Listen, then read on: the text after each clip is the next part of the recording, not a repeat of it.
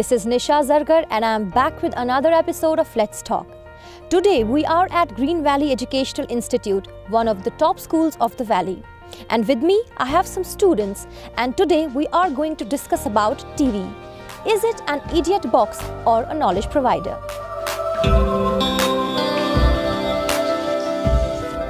First, let you introduce yourself to our viewers, please. I am Aga Said Hadi from class 12th. I am Qazi Hamad from class 9th. I am Said Aga Hani from class 10th. I'm Irfan Rashid from class 10th. I'm Sheikh Yamana from class 12. I'm Alima from class 10th. Okay, let me start from you, Hadi.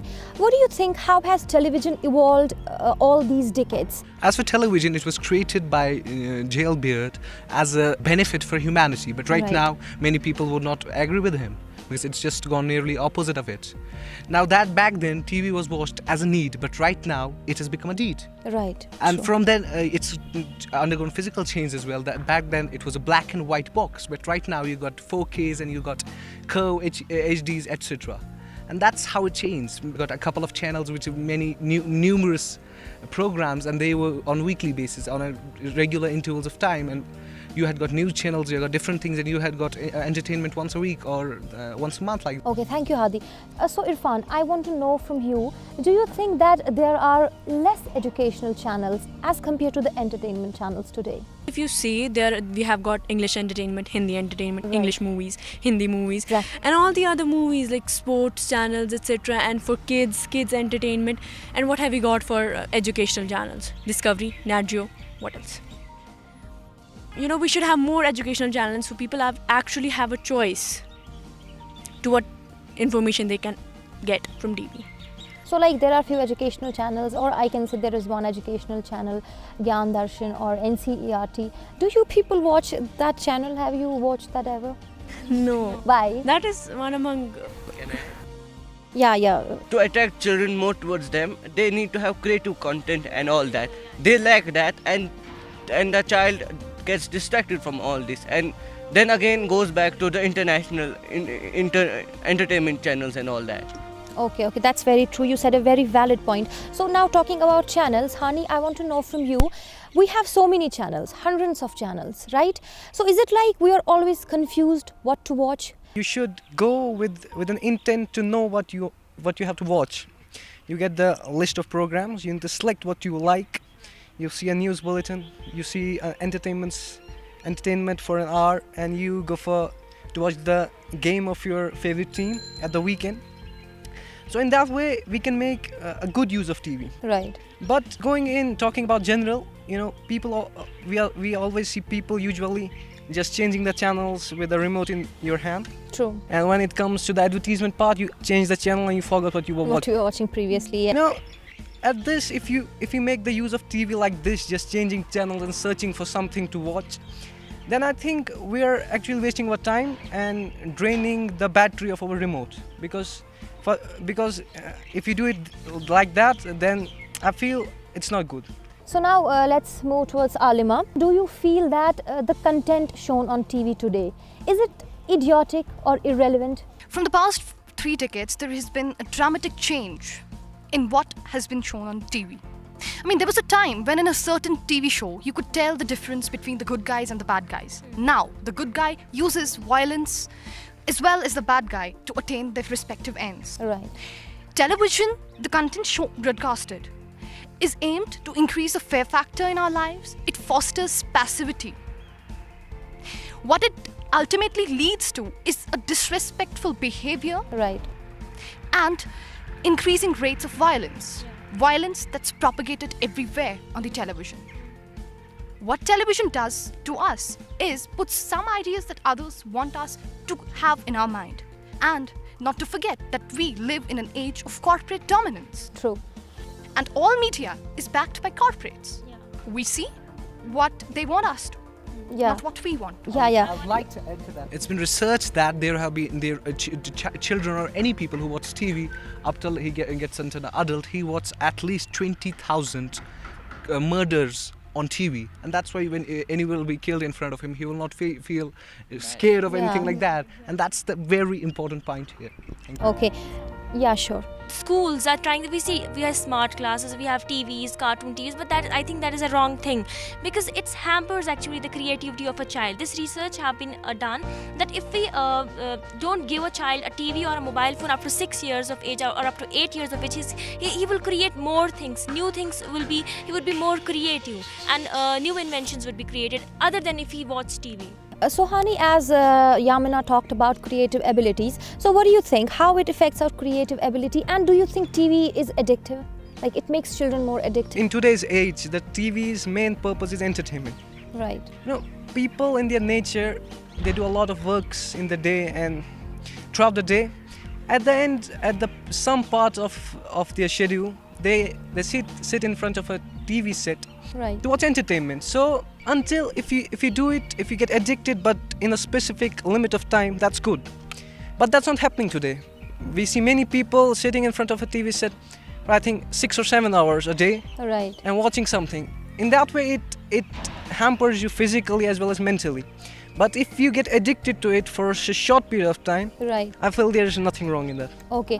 So this is okay. Alima wants to add something. Research has found that people who are unhappy with their lives watch 30% more TV than the ones who are satisfied with their lives. Okay. And therefore, anyone who attains pleasure from watching television is an addict. Right. People usually joke about it. Hey, I'm a TV addict. I'm this, I'm that. But all addicts tend to ignore the seriousness of their addiction. Correct. TV addicts tend to ignore the seriousness of TV addiction. Just like a drug addict needs to have his fix daily, a TV addict needs to have his fix of TV daily. Be it an hour, be it a minute.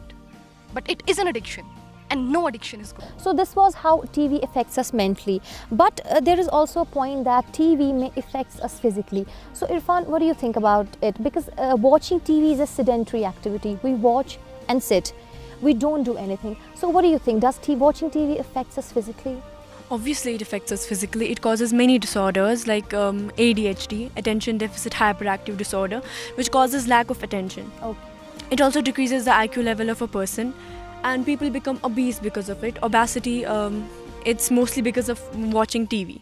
And then there are a lot of eating disorders. People watch TV while eating, and it also affects our posture. We just sit there Yeah, that's a very good for point. for hours, and we just sit in the same posture, and then it affects our health. Someone of you mentioned it before that we feel less lonely when we watch TV. Hadi, I want to know from you, what do you think? Does TV make us feel less lonely? Yeah, it does really. In a way, it does, because when you are alone at home, you have nothing to do. And then you go and sit in front of a TV and see, let's see something. But really, you don't know what happens, what you see, because as others already told. But in the case there is, when some people are there who stay at home just for the reason of watching TV and don't. That is the reason, because some people watch TV at home rather than going out of Right. relatives, and we are forgetting our relations, etc. Unlike olden days, and that is becoming a problem.